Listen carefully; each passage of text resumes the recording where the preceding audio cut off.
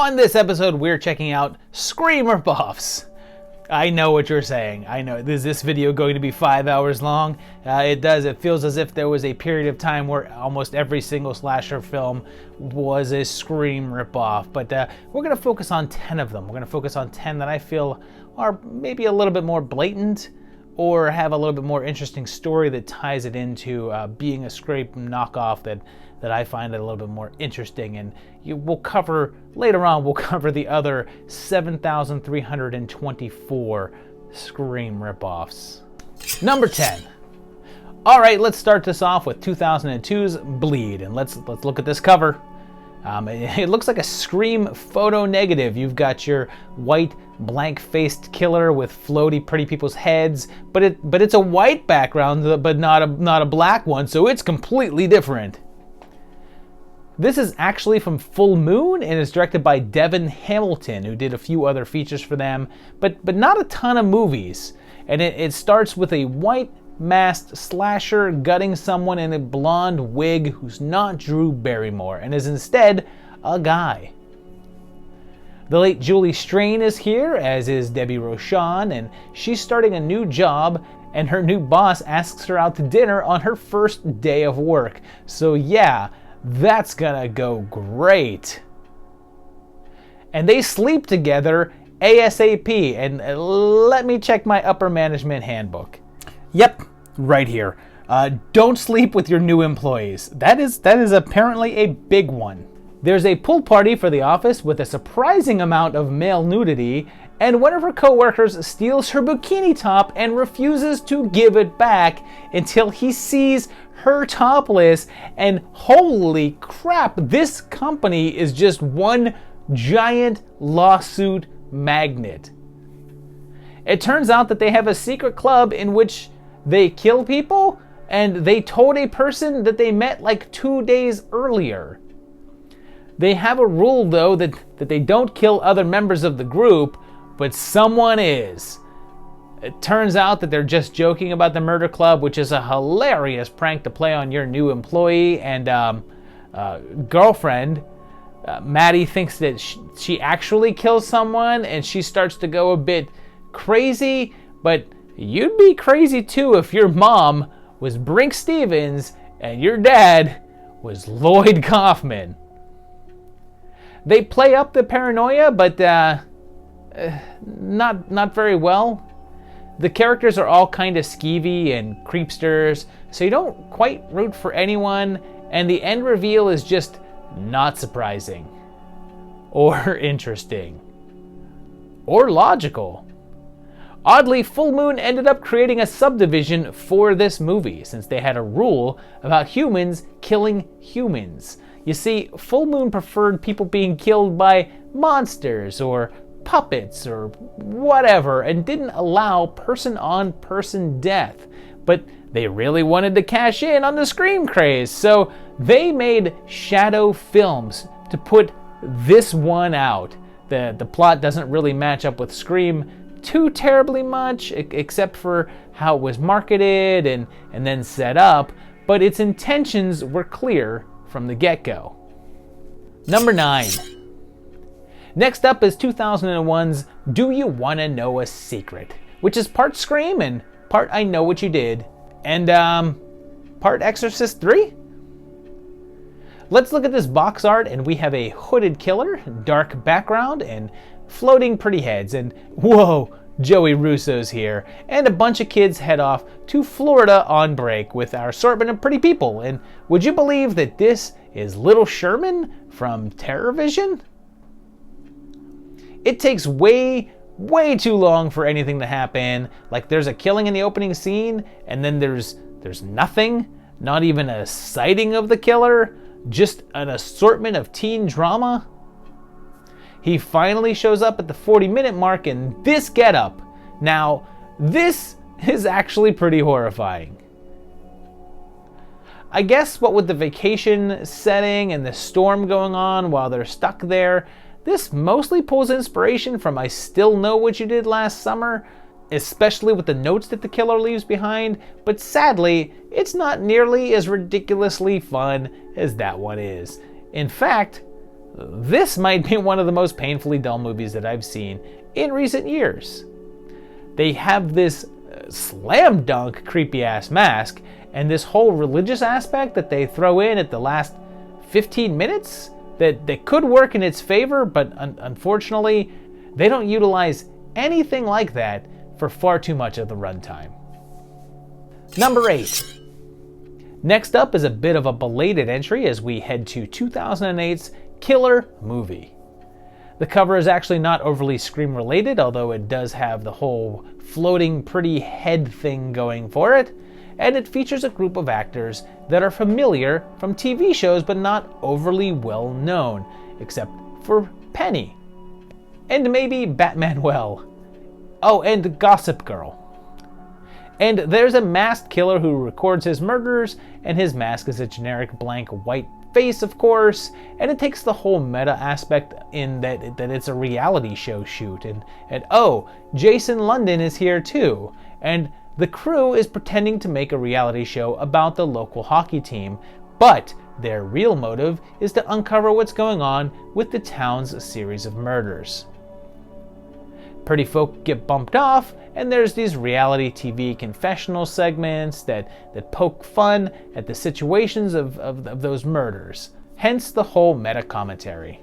And there's a handful of nice practical gore effects as the cast and crew of the show get bumped off one by one. It has the right amount of red herrings, and it's overall not too shabby. It's a decent slasher flick, although it seems to want to say more with its reality show commentaries, but then just never really does. And all in all, it's pretty standard, but it's an okay standard and not a bad watch. Sadly, the killer's easy to figure out, not from the plot, but from the here's an actor that's kind of well known, and we just have them in this movie in a side character role, so it's obvious that the only reason that they took that small of a part is because they're going to get to play a psycho at the end thing. Number 7. Next up is a parody. Now, most of the time I try to avoid parody films when I do rip-off lists because they're obviously inspired by the originals and not what you would normally call a rip-off, because they're intentionally making fun of it. But I figured I'd put 2000's Shriek If You Know What I Did Last Friday the 13th on here. Oddly, even though it's not nearly as well known as Scary Movie, it was filmed first, but it didn't get released, and after that became a big hit, this ended up not getting put in theaters and instead went straight to video. Instead of John Barrymore's daughter, the intro gives us Heather Graham's sister, and the killer starts with a hockey mask that melts. It has Simon Rex in it, who would actually go on to be in the Scary Movies not too long after, and both Darla and Jonathan are here, go figure. And did you know that Danny Strong has multiple Emmys for creating the show Empire? Did someone cast a spell to make that happen? Kelly Kapowski is here too, as is Tom Arnold, and Artie Lang shows up, and I just realized that I have no clue if he's still alive or not. I'm kind of afraid to check.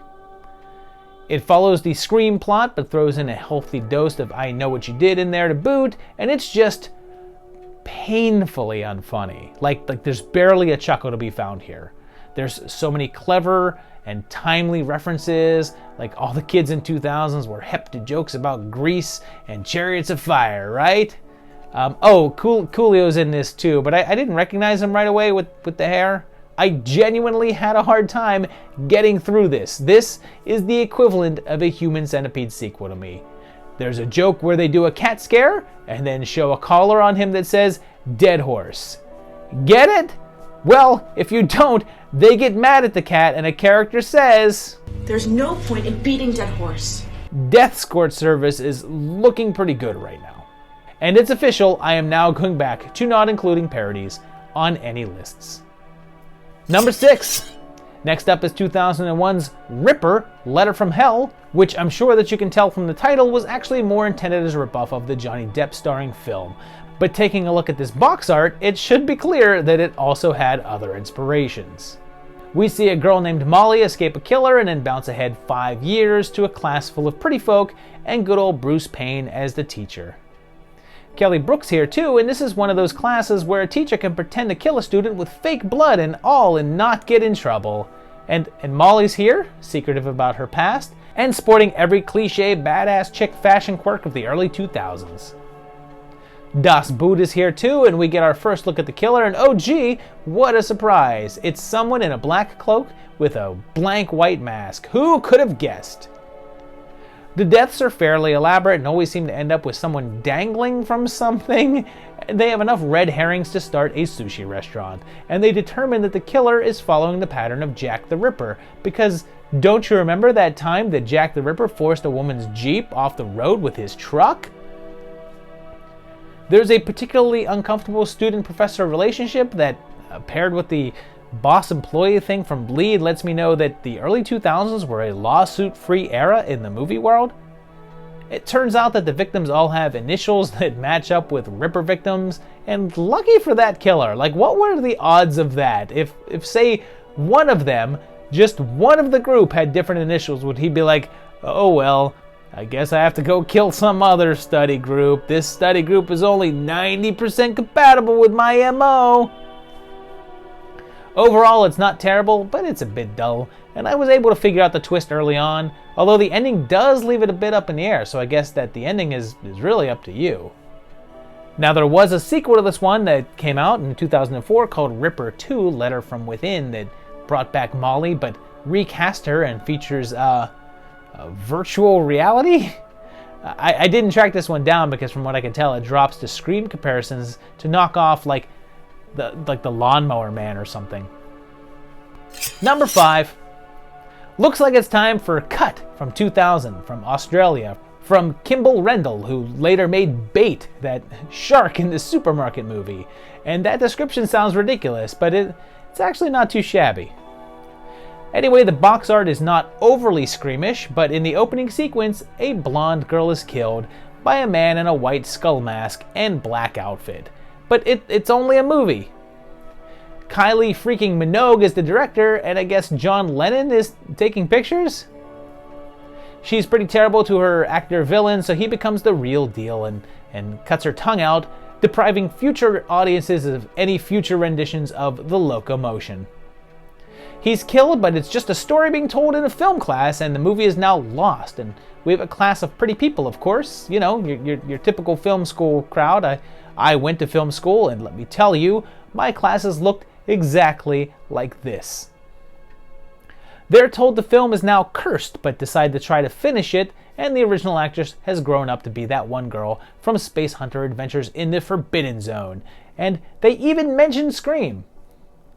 It dips pretty heavily into the whole meta-commentary on filmmaking and horror cliches, while being a bunch of horror cliches at the same time, making it our biggest example of being inspired by the whole self-referential aspect of its predecessor. The killings start again, and this one's pretty good. It's nothing new, and you'd think with the film's satire setup that it would have a little more to say, but this is worth a watch. It's a fun little ride. Number 4. The year 2000 was pretty ripe for the rip since we also saw Gossip from director Davis Guggenheim, or should I say, Oscar-winning director Davis Guggenheim, and I think this is the first film on any ripoff list that I've done that's been from an Oscar winner. The first couple of minutes are as early 2000s as it gets, as you've got young Cersei, baby Daryl, and Cyclops going to see Poe live.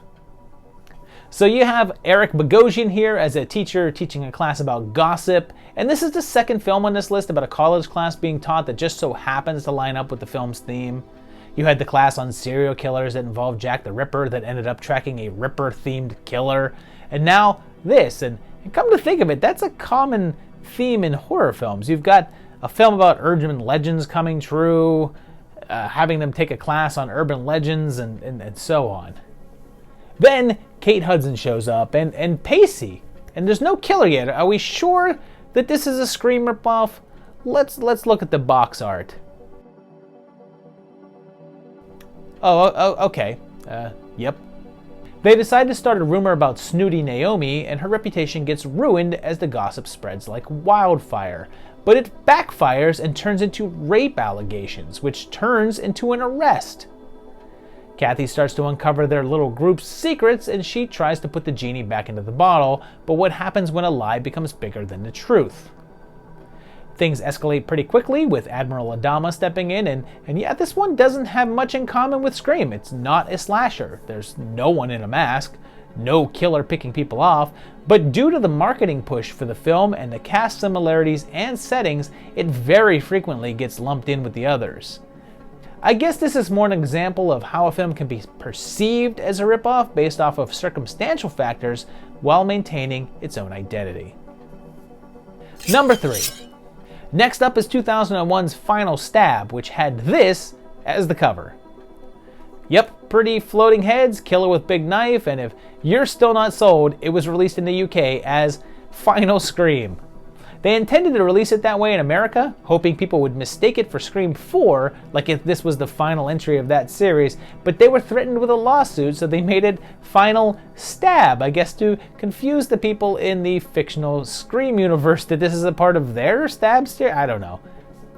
It was directed by David Ducatu, and yes, I will always pronounce his name like that. I'm sorry, it's just a thing I do. I called him Ducatu when I was younger, found out it's actually Dakota, but I like mine better, so I'm sticking to it. It literally starts with a guy answering a cordless phone while watching a scary movie.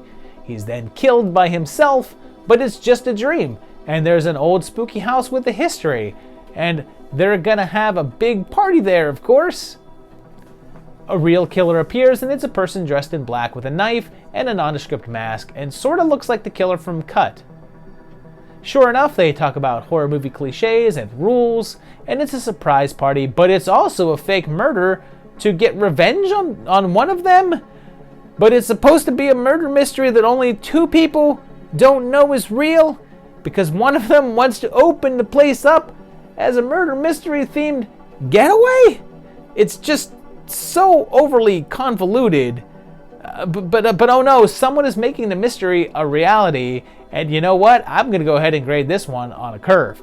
As far as slasher films go, this one is pretty mediocre, and even the Scream similarities fall off after the first third, and it goes from a self-conscious film to a self-unconscious one. It does circle back around to it around the end, but it's a little too late by that point. But graded against Ducatu movies, it's actually several steps ahead. It looks nicer than is usual, and moves quicker, and seems to have a touch more of a budget. Oh, and I guess mild spoiler stuff, it also suffers from the whole the killer's revealed to be a dainty woman, even though all previous appearances were clearly a much larger male figure. Number 2. Okay, this next one is a bit of a stretch, but I'm putting 1999's Teaching Mrs. Tingle on here.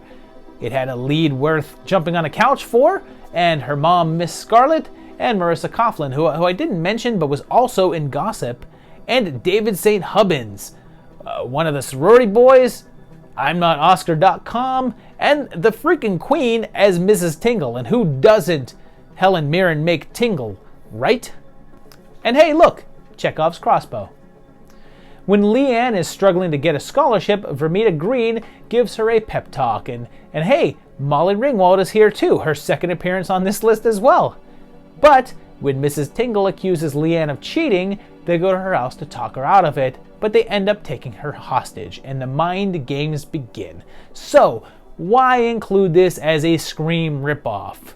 Well, for starters, it's directed by Kevin Williamson, writer of most of the Scream movies. It was an old script of his that had been making the rounds of Hollywood, coming close to being made, but it never quite happened. At one point, Joe Dante was attached to direct, and South Park's Trey Parker and Matt Stone were hired to rewrite the script, and X-Files' Gillian Anderson was slated to play Mrs. Tingle, but that version was shelved. Later, after the success of Scream, Williamson was given the green light to direct his own project, and it feels very Screamish. The characters talk the same and constantly quote and live their lives out of a movie, including enacting an entire scene from The Exorcist, even if they went in and replaced the audio in order to get a PG-13 rating.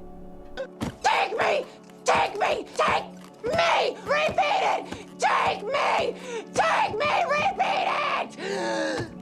I mean, I guess someone in The Exorcist said take me, but that's not what Jolene says, and if you watch her lips, it's pretty obvious. It's actually because he was tied up with making this film that Williamson was absent from writing Scream 3, So we have this movie to thank for that whole debacle? To further compound the problems, the film was originally supposed to be released in early '99, but after the Columbine massacre in April was pushed back and the title was changed. It was titled Killing Mrs. Tingle, and it was decided that maybe having your title be about murdering your teacher was in bad taste, so it became Teaching instead. And honestly, it makes more sense as a title anyway, since they were never trying to kill Tingle. So yeah, at the end, it's not exactly a Scream ripoff, but the green lighting of the film was inextricably tied to that series, and the marketing echoed that. Number 1. Probably my favorite of the knockoffs to pop up in the post-Scream slasher boom 2000's Cherry Falls by Jeffrey Wright, who had previously made a name for himself by launching Russell Crowe's career with Romper Stomper, and oddly enough, this movie kinda sunk his career. It begins with a teen couple being murdered by a killer in black, not wearing a mask, but has on a miniskirt and possibly a long black wig. We meet our heroine, the late Brittany Murphy, and her dad is cop Kyle Reese, and the murdered teens had the word virgin carved into them.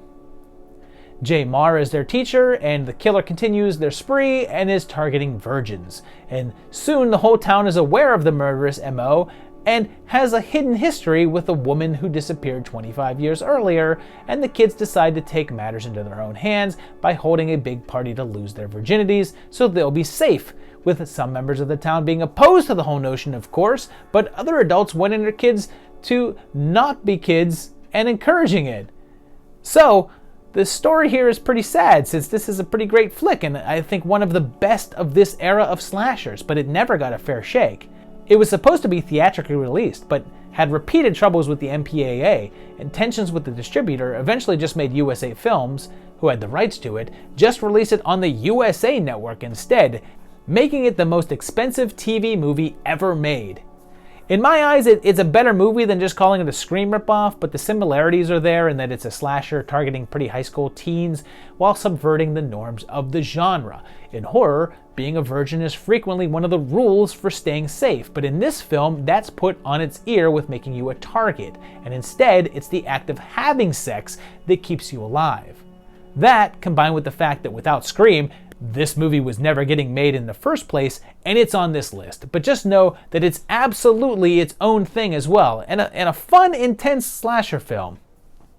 Sadly, it looks like the film in its original uncut form will never be released. Scream Factory tried to put it out a few years back, but USA Films still had the rights and didn't allow it. So USA, if you're watching this, come on, guys. So there you have it, 10 movies that are in one way or another influenced very strongly by Scream.